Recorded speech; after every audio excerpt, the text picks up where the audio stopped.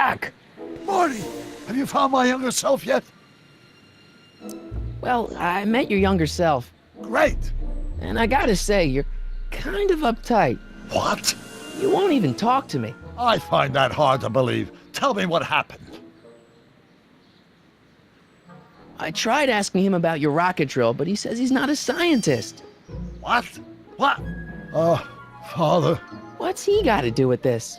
In 1931, I was still deathly afraid of my father discovering the truth about my scientific predilections, so I carefully kept them under wraps, practicing science at odd hours, away from his prying eyes. That sucks.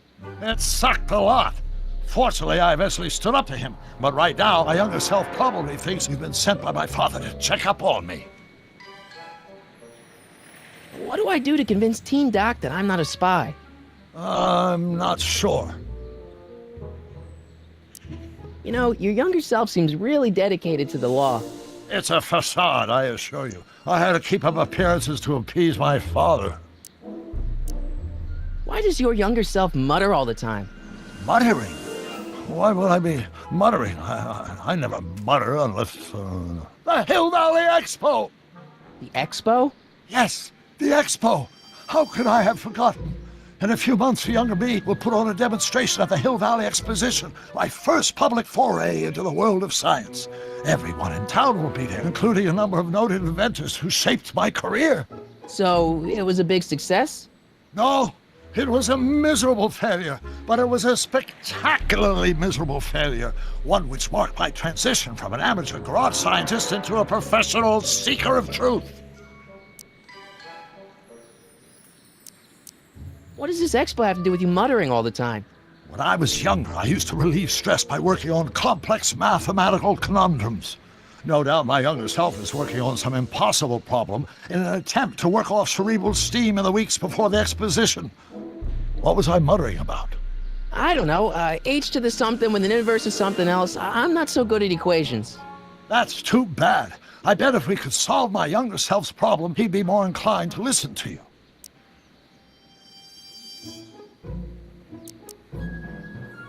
Let's talk about your younger self's problems later. Okay, but don't forget we're on a bit of a deadline here.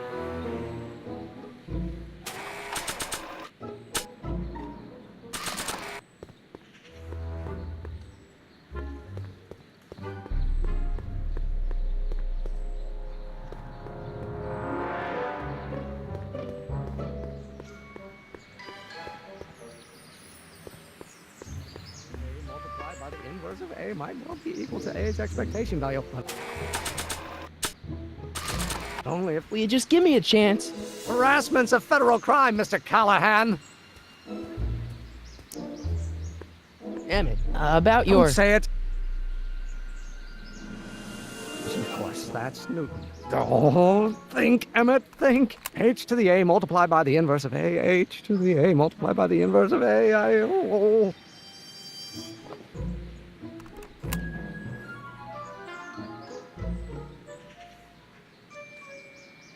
But how many newtons are required to maintain a constant mass if acceleration is reduced by the inverse of...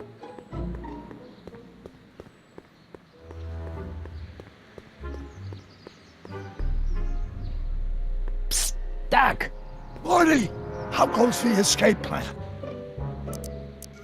So, Doc, does this ring a bell? Don't think, Emmett, think. H to the A multiplied by the inverse of A. H to the A multiplied by the inverse of A. Good grief! Is that me? I sound so... Young? I was gonna say intense. I forgot how wound up I used to get. Yeah, but what are you muttering about? Oh, that's easy. It's Ivanov's conundrum. Just tell my younger self that H equals the Hamiltonian operator. Won't giving him the answer mess up the time stream? Only if it turns out that reality is actually nothing more than a holographic illusion created by the interplay of subatomic particles on a vast two-dimensional membrane. So, It'll be fine.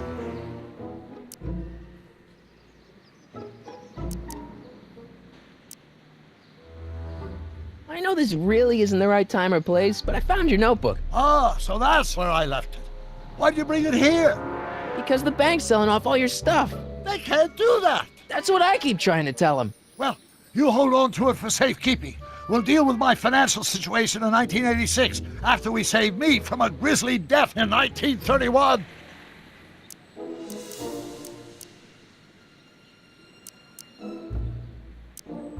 Hang in there, Doc. Not the best choice of words, Marty.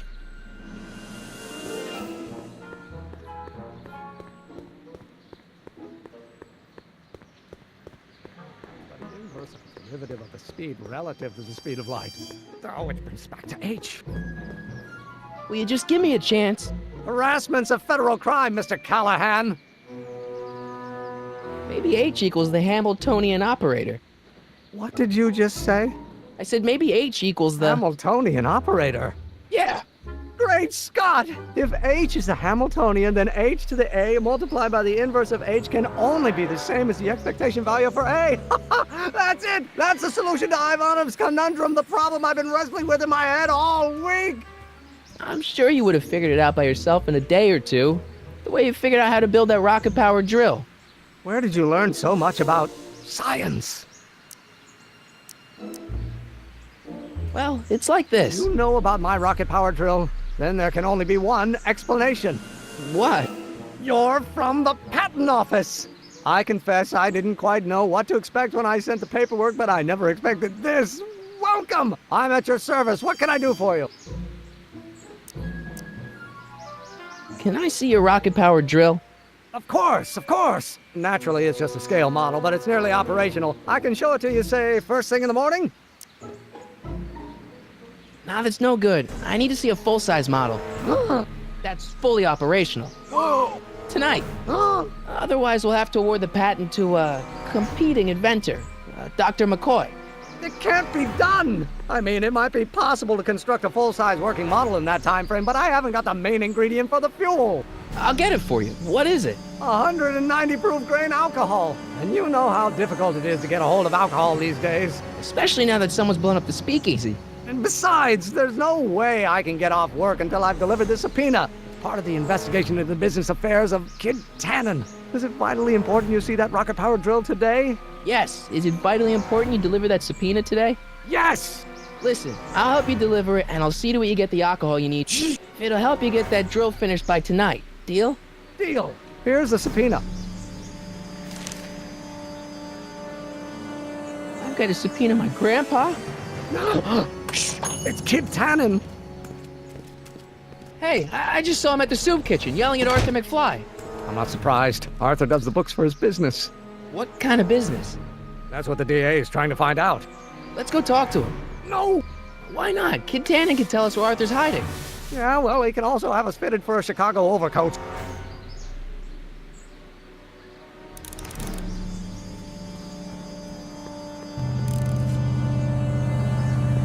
Hey, Miss Strickland. Oh, hello, Mr. Callahan. Try not to draw any undue attention my way. I'm on the trail of a hot new scoop, as we in the newspaper business say. What's the scoop? I've heard rumors that something shady is going on at the Sisters of Mercy soup kitchen. It's under new management, you know. And oh, we mustn't jump to any conclusions, not till the facts are in.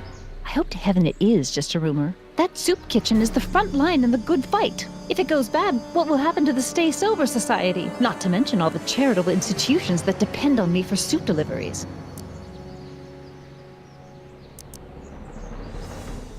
What's the Stay Sober Society? You haven't heard of the SSS? They do the most marvelous work, taking hopeless drunken bums and turning them into former hopeless drunken bums. I'm one of the founding members. And not to say that I was ever, well, you know. Anyway, we've always met in the cellar of the Sisters of Mercy soup kitchen, but for some reason the new managers don't want us down there, so we're stuck. We've got nowhere to meet.